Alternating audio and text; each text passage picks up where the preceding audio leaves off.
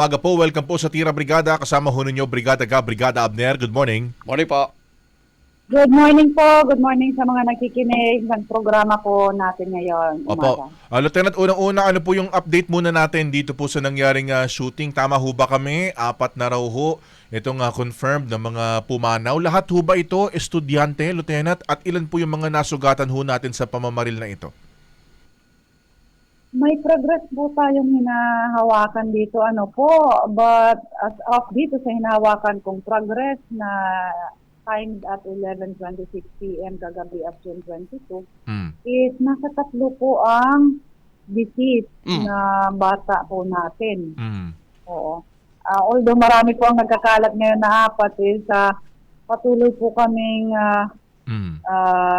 nagtatanong sa mga hospital kung pinagdalhan ng mga batang ito kung how true is yung 4.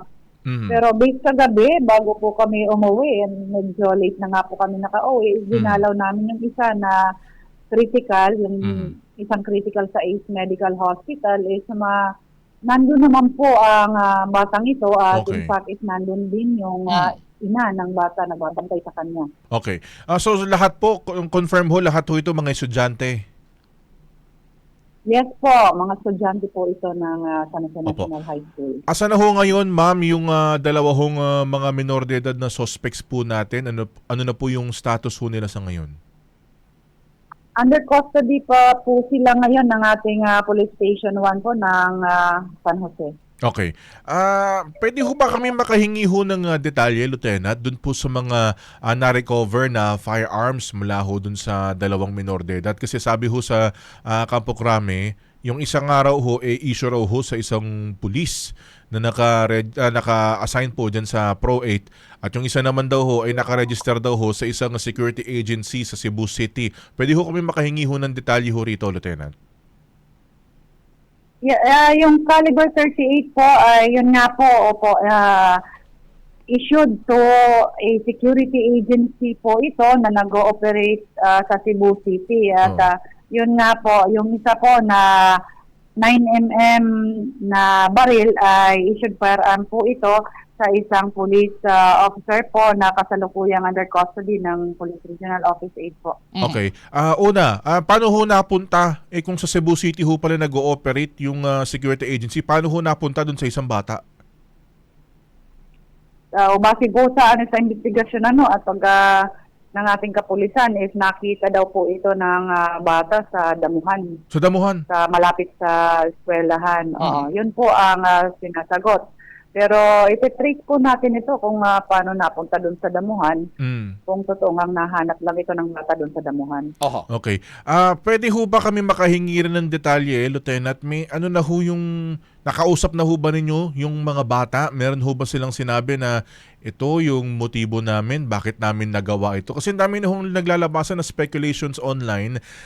Particular na nga po yung suspect na nakasuot nitong KMFDM shirt, pati po yung lumalabas din daw online itong 764 na ideology, na grupo raw, extremist ideology overseas na posibleng inidolo nitong mga bata. Anong sabi nung dalawa nung nakausap po ninyo? Yes po, tinitingnan po natin yung angulo, pero so far ngayon yung lumalabas pa lang po na nabuling but independent sa kung ano yung sinasabi ng mga bata is nagkakanda po kami ng further na investigation as to yung sinasabi nyo nga na mga iniidolo nila na nakikita nila sa social media. Is as of now kasi sinoproseso yung bata nagparafing casting po yung bata kasi nga nagpaputok ito. So babalikan po natin yung bata para masiguro po natin kung ano po ang clarification tungkol sa anggulo na yan na social media na sinusunod nila. Yung magulang ho ng dalawa, nakausap na ho ba ninyo, Lieutenant? Yung magulang po kasama po ng bata kasi kailangan po kasi sa pagproproseso ng bata is nandun yung mga magulang. Okay. Kaya hindi pa po natin din nakakausap. Okay. Okay. Lieutenant, pwede po ba ninyong mailahad ano po yung mga circumstances before, during, and after naganap yung krimen? Kasi, paano nila na isagawa ito? May guard ba dyan sa paaralan? At ano po yung naging aksyon ng guard? Ano po yung naging aksyon ng mga teachers? Let's start with the circumstances. Paano na isagawa ng dalawang suspect yung krimen? Yung bisa pa sa kwento ng guard, nung pumunta kami doon at kausapin yung guard, is yung isa po, yun po yung napansin niyang pumasok, yung 15 years old, yun po yung napansin niyang pumasok sa front gate ng paaralan kasi may guard po silang nakasibilyan at saka may ID po na nagbabantay sa front gate. Tapos yung isa po, yun yung hindi niya napansin, yung 14 years old. Ang school po is medyo may accessible na area, yung perimeter fencing nila. So most probably doon dumaan yung bata kaya nakapasok doon sa school at hindi doon sa front gate. At nakausap naman po natin yung mga teachers na may nagkwento po na nung time na nangyaring incident, ongoing po yung klase. Busy po sila sa klase nila nang may marinig po silang nagpapaputok sa labas. At nang magsunod-sunod na po yung putok, is nagpanik na po yung mga bata, pati na rin yung mga teachers, may nagtakbuhan palabas ng school, meron naman pong nagtago na lang sa loob ng classroom, at itong mga suspects natin is nung nagpaputok is pumasok din po sa mga classroom. At yun nga po ay may natamaan po mga estudyante. Okay. Malinaw po ba doon sa mga testimonya ng mga teachers, ng guard, kung itong dalawang suspect magkasabay, kumbaga magkadikit sila, magkasama sila nung walang hapas na namamaril doon sa mga estudyante doon sa loob ng paaralan, or magkahiwalay sila ng lugar, Lieutenant? Magkahiwalay po sila ng lugar nung magpaputok sila. Magkahiwalay po ng lugar. Okay. And na-trace po ba ilan yung nabaril, ilan yung napatay nitong suspect number 1 na 14 years old at itong suspect number 2 na 15 years old? Hindi na po natin ma-trace kung itong mga victim is kung sino ba ang nakabaril sa kanila at kung yung isa sino ba. Ang na lang po namin yung total po na na-injured at namatay doon sa incident. In total na lang po. Hindi na po kasi na-trace kung yung 14 ba yung nakabaril nito o yung 15 ba yung nakabaril doon sa isa. Yung total na lang po yung natin na na-injured ng dahil doon po sa incident. Pero so dito po Opo. Pero pwede pong mabigyang linaw po yun kung meron mga nakakabit po na mga CCTV doon sa mga buildings at doon sa mga classroom. Meron po ba? Meron po doon. Yung control po, yung monitor po is nandun po sa principal's office. Nire-review pa po ng ating investigator yung yung CCTV po. Opo. Doon po sa initial na investigasyon ng mga kapulisan, may lumalabas po doon na angle na allegedly binubuli po yung isa sa mga suspect. Yung isa sa mga suspect, what about the other one? Ano po yung mga lumalabas doon sa inyong mga investigasyon? Nabully din po ba or talagang sabay kasi magkaibigan po ba itong dalawa? Magkaibigan po yan sila. Yun nga po, yun yung lumalabas na sinasagot na nabubuli daw. But the police officers in charge of the case is tinitingnan po kung may ibang anggulo pa po, maliban lang po sa sinasabi ng mga bata. Opo. May lumalabas po na mga report. We just want to confirm galing sa iyo, Lieutenant, kung totoo po ba na yung isa sa mga suspect nag-change magazine pa raw po while namamaril doon po sa loob ng paaralan. Totoo po ba ito? Allegedly, more than yung na-recover na mga cartridge doon is more than nung capacity ng isang magazine. So it is a probability po. So it is possible.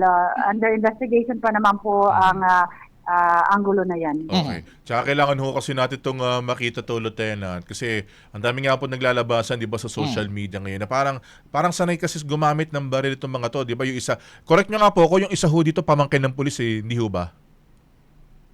Yes po, yes po. Opo. So may mga photo, 'di ba, na naka-earmuff, naka-shooting glasses, tapos naka-holster pa, yes naka-belt po. holster, 'di ba? So ibig sabihin, Oo. marunong talaga gumamit ng baril eh. Kung nag-change magazine, baka marunong tong gumamit ho talaga, mag-handle ng firearm, Lieutenant. Based po doon sa mga pictures, naandyan naman po yan, nakalabas na po. Opo. It is possible na tinuruan pong mag-handle. Okay. Ang tanong ko po, Lieutenant, ano po yung mga hinahanda po ninyo na kaso? Siyempre, matunog at mainit po yung mga debate tungkol doon po sa, siyempre, criminal liability sa ilalim ng batas. What about yung mga magulang? Masasali din po ba sila na sasampahan ng kaso dito po sa nangyari? Doon po sa pinagagawa ng kanilang mga minodidad na mga anak? As of now, wala pa po tayong natatanggap na report mula sa Police Station 1 kasi nandito tayo sa higher office. Kung anong particular na kaso yung ipafile sa mga batang ito. In coordination naman po ito sa CSWD. Pero as of now po is hindi pa po hindi pa po natin natatanggap kung anong particular na kaso yung kakarahapin ng mga batang ito. But as far as the law is concerned, yung mga parents naman po is, sa pagkakaalam ko po, nandyan yung civil liability nito. Pero kung in terms po ng kakasuhan yung mga parents, hindi po tayo nakakasiguro dyan. Okay. Sige po, patuloy ho kami makiki-update ho sa inyo, Lieutenant, dito po sa mga developments sa kaso na ito. Ano ho yung target ho natin dito ho sa mga bata? Di ba nasa custody na nga ho sila ngayon ng mga otoridad at sa ilalim sa counseling, para test. Ano po yung mga next steps pa ho natin dito, Lieutenant? Oo. Yung next step natin dito is yun nga, may mga psychosocial intervention at interventions po na mangyayari. Depende po yan kung ano yung magiging decision kung sakaling ma-file na po yung kaso, kung anong magiging decision ng judge. At doon naman po sa mga biktima is nandito po ang ating mga taga-CSWD at saka ang mga DepEd nurses, pati na rin po yung medical team ng mga psychology at mga psychiatrist personnel natin sa PNP is tumutulong din po para magbigyan po ng kaampatang psychosocial intervention ng ating mga biktima na rin po. Okay. Sige po, evident po. Lieutenant, maraming salamat po sa inyo. Thank you very much po. Thank you po. Thank you very much din po. Opo. So yan mga kabrigada, ang updates natin. May mga nag-confirm na partner, di ba, na ibang agency na 4 na. Pero dun sa listahan daw ng Tacloban City, for validation pa ho yung isa. Pero critical na raw yung isa kagabi. Huli nilang visit doon mga kabrigada. Ay nako, medyo mabigat ang ating balitang ito mga kabrigada. At kapag mayroon ho tayong mga updates dito sa pangyayari na ito, agad ho naming ibabalita ho sa inyo. Sa ating pagbabalik, pag-usapan natin isa pang shooting ito partner, pero hindi naman sa estudyante. Pero nakababahala rin ito lalo na at yung biktima ho, yung sinubukan hong tambangan na isang anchorman sa radyo. Diyan sa Rojas City, Capiz, mga kabrigada, nakaligtas naman siya sa pananambang. Pero alamin natin ano ba yung motibo dito. Ito ba malamang at sa malamang work-related? Hard-hitting ba itong anchorman na ito? Ano ba? Meron na ba itong nakaalitan before? Ayan ho yung ating alamin mga kabrigada sa ating pagbabalik. Ating oras 8:01 ng umaga. This time check is brought to you by DriveMax Coffee.